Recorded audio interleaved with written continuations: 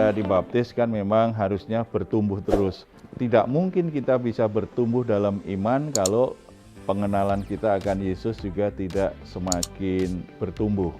Itu dua hal yang tidak bisa dilepaskan.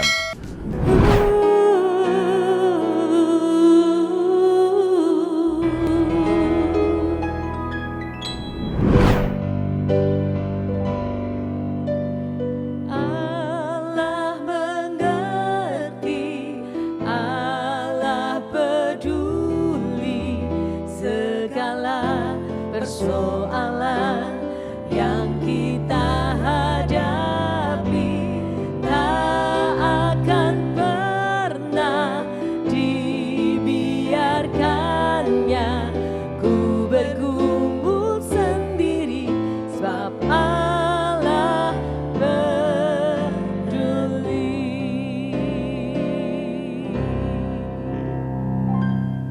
Salam, lover yang dikasih oleh Tuhan Yesus Kristus, apa kabarnya? Kiranya semua dalam keadaan yang sehat, diberkati Tuhan, bersukacita bersama dengan keluarga masing-masing.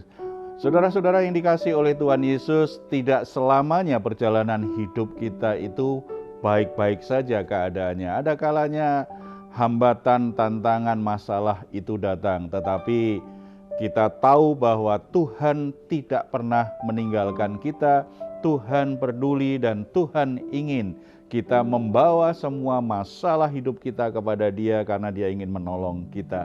Tuhan Yesus berkata kepada kita semua, marilah kepadaku semua yang letih lesu dan berbeban berat, aku akan memberi kelegaan kepadamu. Apapun masalahmu saat ini, mari hampiri Dia dan imani bahwa Dia ingin dan mampu menolong masalah-masalahmu. Mari kita bersatu dalam doa. Bapa di surga, kami ucap syukur untuk anugerah-Mu di dalam Yesus Kristus. Saat ini kami menghampiri Engkau dengan iman kami bahwa Engkau sungguh-sungguh mengasihi kami. Kalau dosa-dosa kami saja Engkau sudah menebusnya, apalagi dengan masalah-masalah hidup kami. Kami sangat percaya soal kesehatan, soal ekonomi, soal rumah tangga, soal pekerjaan, dan semua pergumulan-pergumulan hidup yang kami alami. Tuhan peduli, Tuhan ingin menolongnya, Tuhan sanggup untuk menolong kami semua. Kami tidak perlu larut dengan kekhawatiran, ketakutan. Kami tidak perlu cemas berlebihan karena kami tahu Engkau Bapa yang baik, yang mengasihi kami, akan menolong kami semuanya. Ini kami Bapa, ini pujian penyembahan kami. Engkau bekerja dalam hidup kami dalam nama Tuhan Yesus. Amin. Puji Tuhan. Saudara-saudara, sebelum kita sharing firman Tuhan, ada permohonan doa yang tolong dibacakan ya. Iya, ada permohonan doa Pak. Kepada tim Rest in God, mohon dukungannya untuk saya. Saya baru saja dibaptis. Saya ingin mengenal Tuhan Yesus lebih dalam lagi. Saudara-saudara, sangat menarik ya, ketika kita dibaptis kan memang harusnya bertumbuh terus. Tidak mungkin kita bisa bertumbuh dalam iman kalau pengenalan kita akan Yesus juga tidak semakin bertumbuh. Itu dua hal yang tidak bisa dilepaskan. Ada banyak yang kita bisa pelajari dari Alkitab untuk bisa mengenal Tuhan Yesus Kristus lebih dalam lagi. Dari banyak kisah atau pernyataan Tuhan sendiri kita akan mengenal Tuhan.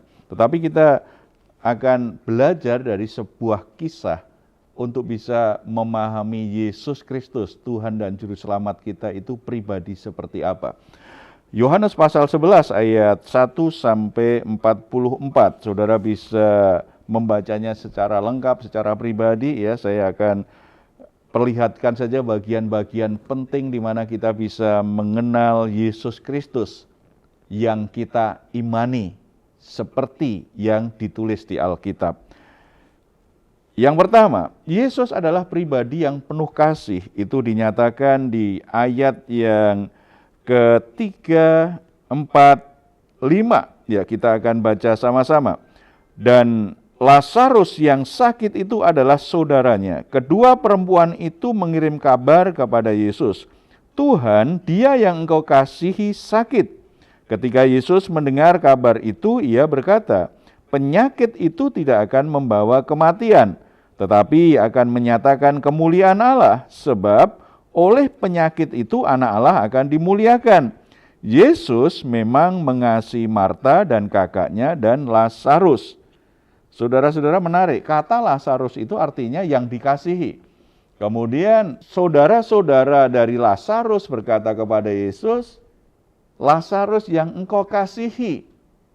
Ayat 5 kembali ditekankan, dinyatakan bahwa Yesus memang mengasihi mereka. Jadi Lazarus, ingat Lazarus berarti ingat tentang Tuhan yang mengasihi dia. Ini adalah pribadi yang perlu semakin kita dalami. Yesus Kristus adalah pribadi yang mengasihi kita, pribadi yang penuh kasih. Itu yang kita imani. Jadi kalau orang Kristen akan berkata, "Aku mengimani Yesus Kristus sebagai Tuhan dan Juru Selamatku." Lalu bagaimana dia mengenal dia secara pribadi? Selain dia mati di atas kayu salib untuk menggantikan posisi kita sebagai orang yang harusnya dimurkai oleh Allah. Menyediakan pengampunan yang begitu sempurna. Kesimpulannya satu, hanya pribadi yang sungguh-sungguh mengasihi kita. Pribadi itu maka rela berkorban bagi kita. Tidak mungkin kalau Tuhan tidak mengasihi kita, dia menyerahkan nyawanya bagi kita. Dalam hidup keseharian kita pun kan juga seperti itu. Kalau untuk orang yang kita kasihi, kita rela berkorban. Seorang ayah, seorang ibu, karena mengasihi anaknya, rela berkorban. Rela menyerahkan waktu terbaiknya. Rela melepaskan impiannya. Rela mengeluarkan biaya yang begitu banyak untuk anaknya. Karena apa? Karena mereka mengasihi anaknya. Tetapi pengorbanan Yesus pasti melampaui semua pengorbanan manusia, termasuk pengorbanan orang tua. Karena status Yesus yang begitu sempurna di surga, dia sudah mengosongkan dirinya menjadi manusia, tujuannya satu, jadi korban penebusan dosa. Manusia, orang tua itu orang yang baik, tetapi sebaik-baiknya manusia, Alkitab masih berkata, semua orang telah berbuat dosa. Tetap saja manusia berdosa. Kalau dia berkorban, masih ada cacat celanya. Kalau dia turun kepada anaknya berkorban, itu pasti ada juga kelemahannya. Dan posisinya kan sama-sama orang berdosa, pasti terbatas juga pengorbanannya. Tetapi Yesus yang sempurna memposisikan dirinya menjadi pribadi yang harus dipakukan di atas kayu salib. Pribadi yang dianggap sebagai penjahat yang paling terkutuk. Hanya orang yang punya kasih yang sempurna yang bisa rela ada di tempat itu. Kalau pribadi Tuhan Yesus yang kita imani adalah penuh kasih, apa alasannya kita merasa kesepian? Apa alasannya kita mengejar kasih dengan cara-cara yang palsu? Mengapa kita biarkan hati kita sepertinya tidak ada yang mengasihi? Mungkin kita punya pengalaman, memang ada orang yang melukai kita, menyakiti kita, membuang kita, meremehkan kita, menghina kita, menghakimi kita, membuat kita benar-benar merasa tertolak. Tetapi kita masih punya pribadi yang mengasihi kita, tidak pernah menolak kita, yaitu Yesus Kristus. Kenapa kita hanya fokus kepada orang-orang yang memang mereka lemah, mereka berdosa, mereka punya kelemahan. Dalam kelemahan, dalam keberdosaan dan ketidakmampuannya itulah mereka lakukan sesuatu yang menyakiti hati kita, yang jahat kepada kita. Kita tidak perlu fokus dengan Yang dilakukan orang yang tidak sempurna. Karena ketidaksempurnaan itulah yang membuat dia bersikap seperti itu. Sebagaimana kita juga karena ketidaksempurnaan kita, ada kalanya kita itu salah omong tuh, keselip lidah itu. Kita bisa membuat orang kecewa, bisa membuat orang sakit hati. Kita juga bisa lakukan. Kita juga bukan orang sempurna kok.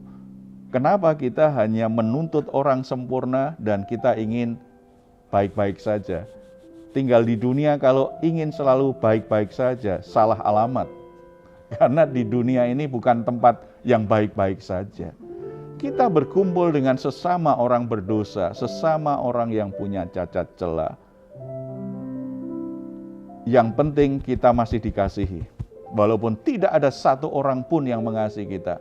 Tetapi ada sebuah kepastian, ada satu pribadi yang mengasihi kita tanpa syarat, yang bisa menerima kita apa adanya, yang begitu paham akan kelemahan dan kekurangan kita, tidak pernah menolak kita.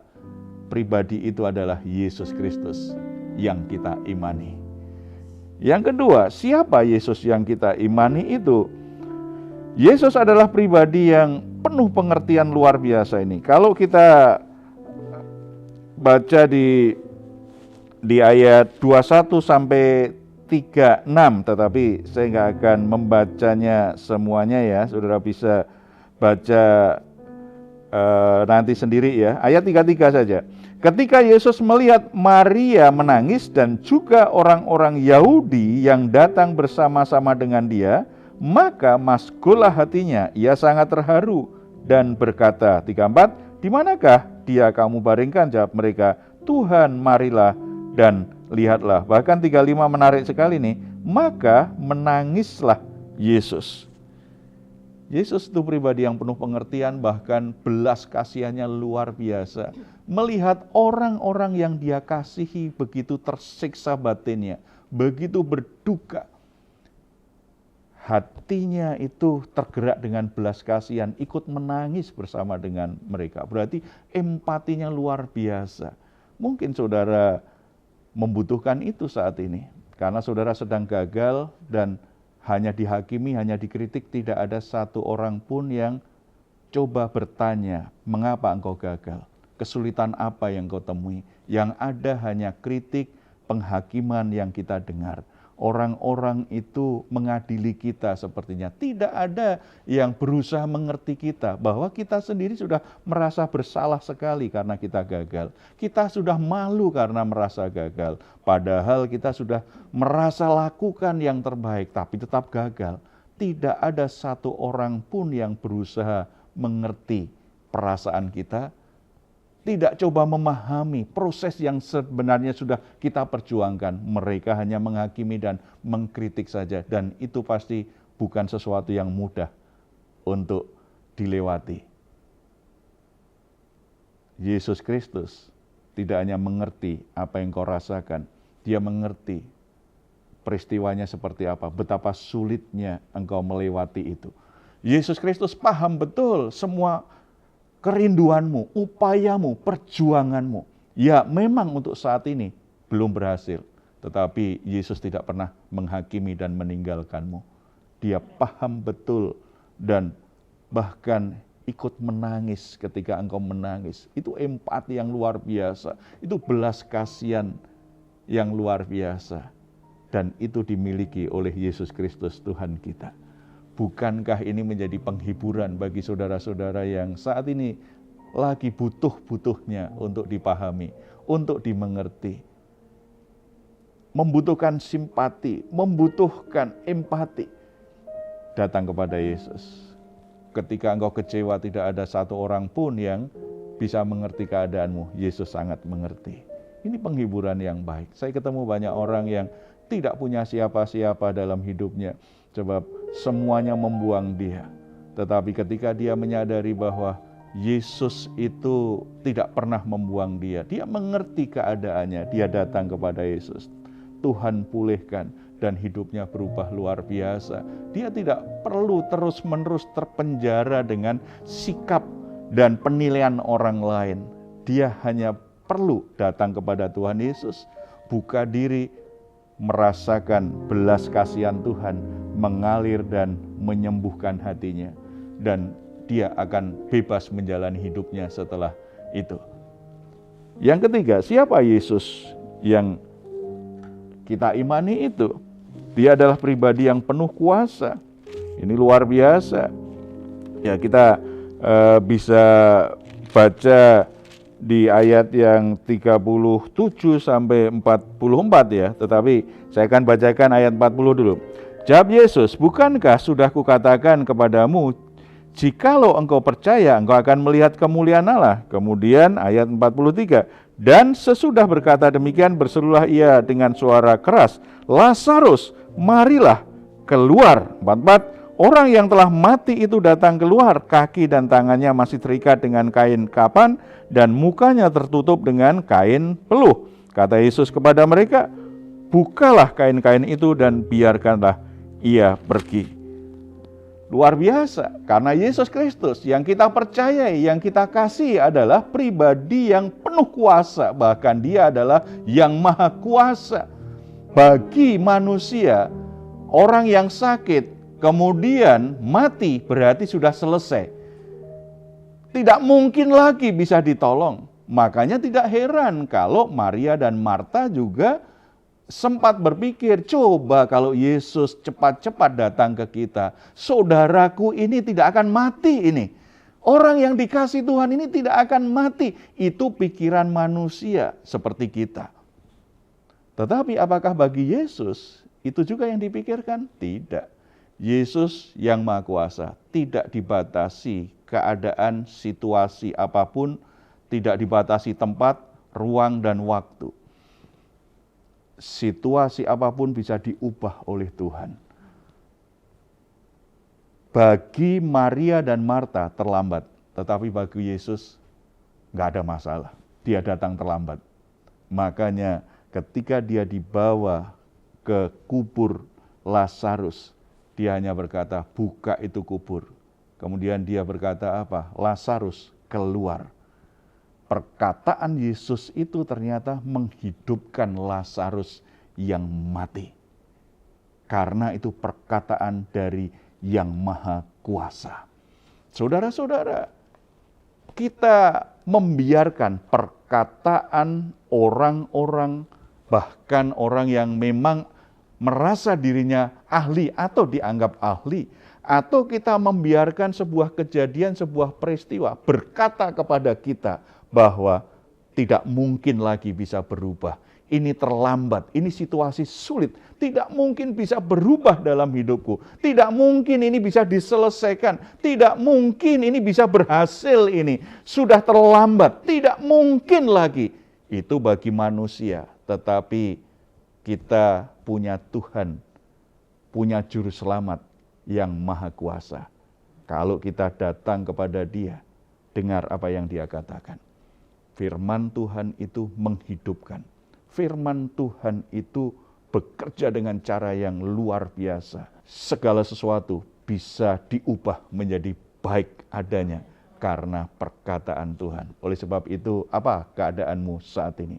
Saudara sedang sakit, saudara sedang terpuruk, saudara merasa gagal, saudara merasa hidupmu berantakan, saudara merasa hidupmu begitu buruk karena saudara sudah melakukan begitu perbuatan atau perilaku berdosa yang mungkin saudara sendiri jijik dengan dirimu. Saudara merasa diri kotor dan saudara tidak ada satu orang pun yang tidak menghakimi. Semua berkata negatif tentang dirimu. Tetapi datang kepada Yesus karena Yesus masih bisa mengubah hidupmu. Jangan menyerah. Tuhan bisa ubah, pulihkan hidupmu menjadi baik adanya. Mari kita datang kepada Tuhan. Bapa di surga, kami ucap syukur karena lewat Yesus Kristus kami tahu pribadi-Mu yang begitu mengasihi kami. Engkau yang maha kuasa sudah hadir bersama-sama dengan kami semua. Bahkan Engkau menyatakan kasih-Mu secara sempurna di atas kayu salib. Kami bersyukur atas apa yang sudah Engkau kerjakan. Engkau mengerti keadaan kami. Engkau tahu betul isi hati kami. Hamba-Mu berdoa untuk setiap saudara-saudara yang saat ini sedang merasa kesepian. Tidak ada satu orang pun yang bisa memahami keadaan mereka. Padahal mereka sedang terpuruk, mereka sedang jatuh, mereka sedang alami kegagalan. Mereka sepertinya dicampakkan juga oleh keluarganya sendiri, oleh sahabat-sahabatnya. Mereka tidak punya siapa-siapa lagi, kesepian, ketakutan. Bapa, nyatakan kehadiran-Mu melalui pribadi Yesus Kristus untuk orang-orang yang membutuhkan kabar baik bahwa mereka dikasihi, bahwa Engkau mengasihi mereka. Nyatakan kehadiran-Mu dimanapun mereka berada, baik di ruangan di mana mereka bekerja, di kamar mereka, di tempat di mana mungkin mereka sedang dalam perjalanan, mereka sedang di sebuah tempat ingin menyendiri karena mereka memang tidak nyaman bertemu dengan orang lain, takut dihakimi lagi. Tuhan, nyatakan kehadiran-Mu, jamah hati mereka, nyatakan kasih sayang-Mu. Biarlah mereka menyadari kembali bahwa Engkau adalah pribadi yang sungguh-sungguh mengerti keadaan mereka, bisa menerima mereka apa adanya, mengampuni semua dosa-dosa mereka, bisa memahami betul perasaan cemas, perasaan gagal, perasaan malu, rasa bersalah yang sedang mereka hadapi. Tuhan, jadikan mereka pribadi-pribadi yang alami kebebasan oleh karena kasih karunia-Mu menjamah, memenuhi hati mereka semuanya. Tuhan juga nyatakan kuasa-Mu kepada saudara-saudara kami yang saat ini sedang membutuhkan mujizat-Mu, membutuhkan keajaiban-Mu Tuhan, karena mereka sedang terbaring sakit, mereka sedang terpuruk dan mereka tidak sanggup untuk mengatasinya. Semua upaya sudah mereka kerjakan, tetapi sepertinya tidak ada yang berubah. Tetapi kami sangat percaya ketika Tuhan menjamah, kuasa-Mu bekerja, maka keajaiban terjadi, mujizat terjadi, hidup mereka berubah. Biarlah dalam segala sesuatu yang terjadi ini, nama Tuhan semakin dikenal dan dimuliakan oleh kehidupan mereka semua. Karena Engkau layak menerima segala puji hormat dalam kehidupan anak-anak-Mu senantiasa. Dalam nama Tuhan Yesus kami berdoa. Amin. Puji Tuhan, saudara-saudara yang dikasihi oleh Tuhan, semakin kita mengenal Tuhan, iman kita semakin kuat, dan kita semakin berani menghadapi hidup ini. Tidak mudah terpuruk, tidak mudah kehilangan harapan. Karena Tuhan yang mengasihi kita itu Tuhan yang penuh kuasa, selalu ada harapan. Kalau saudara membutuhkan dukungan doa, silakan menghubungi nomor telepon yang tertera di layar saudara. Tim doa kami akan mendukung saudara dalam doa. Jaga hati, jangan sampai tawar karena Tuhan tetap mengasihi, Tuhan tetap mengerti keadaanmu, Tuhan ingin menolongmu. Kalau saudara ingin memberikan komentar, silakan menuliskannya di ruang komentar yang ada di channel Diaspora TV. Kami tunggu. Mazmur 4 ayat 8-9. Engkau telah memberikan sukacita kepadaku lebih banyak daripada mereka ketika mereka kelimpahan gandum dan anggur. Dengan tentram aku mau membaringkan diri lalu segera tidur, sebab hanya Engkaulah ya Tuhan yang membiarkan aku diam dengan aman. Puji Tuhan, selamat malam, selamat beristirahat. Tuhan Yesus memberkati kita semua. Salam.